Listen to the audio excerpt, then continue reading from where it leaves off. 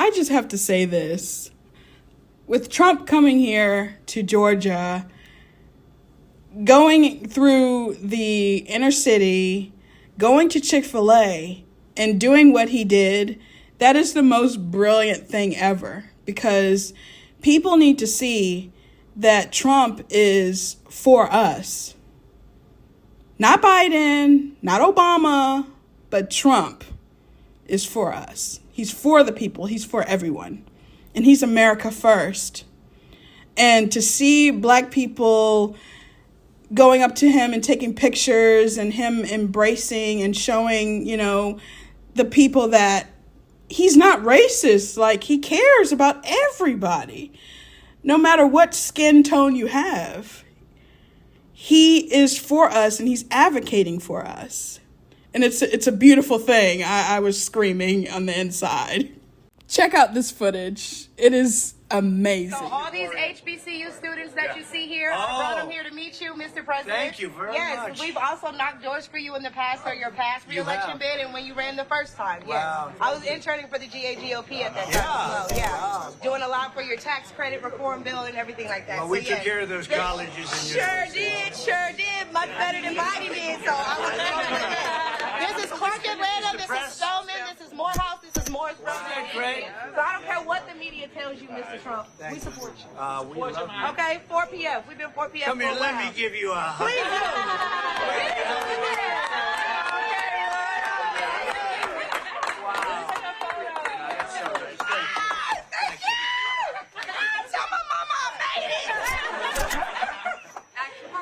Thank you, sweetheart. That's really nice. I'm only speaking for myself. The reason I think the Democratic Party and Mr. Biden, President Biden, is losing Black votes is they only care about Black people every 4 years. The Black colleges, universities, they're taken care of now, and she understands it. A lot of people don't understand it. Biden did nothing for that young lady was unbelievable. Yeah, for people that might not have heard, you did historical things for Black colleges. I did. Touch on that. I funded them long term. They were going on a year-to-year basis, and they were always being chiseled and cut.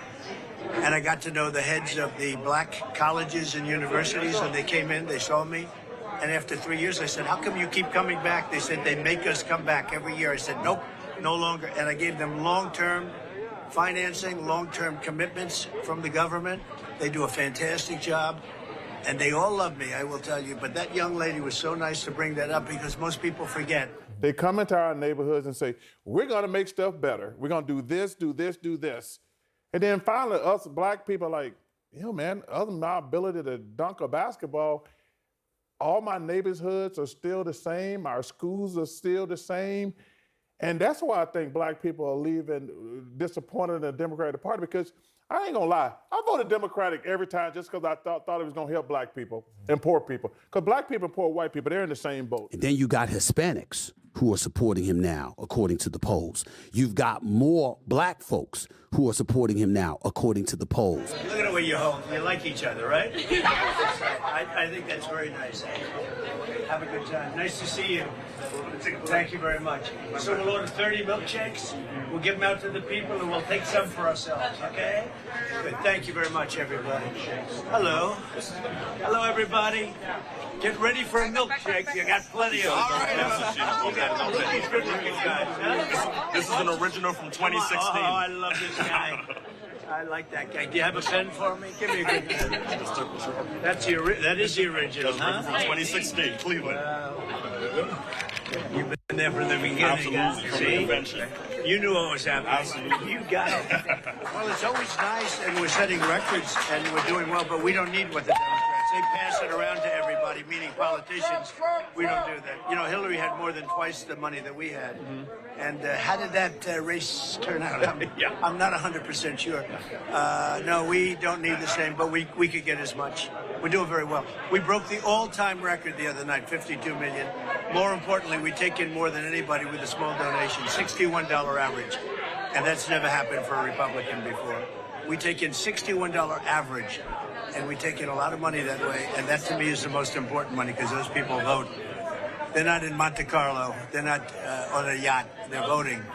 And we love them. And this group of people that we just met is unbelievable. Yeah. So, hey, the Democrats, what you're doing, trying to undermine everything this man's doing. It's not working. Do you think they don't know that it's not working, or do you think they're convinced it's going to end up working come November 5th, with the day we vote? I think they're convinced it's going to work, and I think that they're leaning on the 2022 midterms to buffer their point. You had certain Democrats who were supporting Trump surrogates. I'm sorry, they were supporting these folks and favoring, Trump surrogates during the 2022 midterms. And people were anticipating a red wave that never arrived. Mm-hmm. You see what I'm saying? Mm-hmm. And so that's what they're thinking about. The more we put Trump out there, the more we buffer support and augment support for these folks who support him, ultimately it will lead to our victory. That's how they're thinking. And I'm saying, no, not what I'm seeing. I think that he has damn near a cult following. I'm not calling folks cultists or anything like that. I'm just speaking metaphorically about how these folks are in terms of their love, their devotion, their belief in him. And they're not going anywhere. And then you got Hispanics who are supporting him now, according to the polls. You've got more black folks who are supporting him now, according to the polls. And even though they're swearing that the overturning of Roe v. Wade, along with some of the charges that have been executed against him, that's going to turn off white women, well, we ain't seeing that evidence. And so I'm looking at it from that standpoint, and I'm like, well, wait a minute now. Are y'all not paying attention? Because let me tell you something. Charlemagne the God said it best when he said, Joe Biden is not inspiring at all. You almost get the impression that the Democrats who are pushing for Joe Biden to get 4 more years, because that's what they were chanting at the State of the Union address, 4 more years, 4 more years. The man's going to be 82 in November, and you chant for 4 more years. But you've got progressive leftists on this side chanting for 4 more years. I don't know if they know how embarrassing that is, okay? Okay, but that's neither here nor there. The point is that when you're doing that, I'm looking at them, and I'm saying to myself, come on now. This is utterly ridiculous. You think this is going to get it done. But I tell you what I'm starting to suspect. They don't know if Joe's going to last 4 more years. And all they care about is that he gets through Election Day and the inauguration. And then after that, who's the next in line? It's Kamala Harris. And I think that's how folks are thinking. But my problem with it is, again, we're capitalists. We like competition. What happened to competing with him and winning? What's all the lawfare about? One charge after another. You got Letitia James and the New York Attorney General in New York. You've got you got the folks in Georgia with Fannie Willis and others. You've got Mar-a-Lago situation. You got we're really, really, really going to have a trial about hush money to a former porn star. That's what we're doing. That's what we're doing now. I'm like, are you kidding me? Now, don't get me wrong. I'm not advocating that anybody should be above the law at any time. What I am saying is he's the president of the United States, the former president of the United States. You talk to us about Russian collusion. You talk to us about a bevy of things over the years. Man still running. 4 indictments, 91 counts, and the man gets more campaign dollars. Climbing in the polls, okay? And last time I checked, he still ain't been in cuffs. He still ain't been put behind bars. And he's the presumptive GOP nominee. You can't stop him. You cannot stop him. And so for me, I find myself ashamed of the Democratic Party for their lack of a competitive fervor. You had since 2016 to come up with somebody else. And you still can't do it. That is pathetic. It is pathetic. And it is no excuse for it whatsoever. It is 2024. In 8 years, you should have been able to find somebody that can compete with this man other than a soon-to-be 82-year-old incumbent.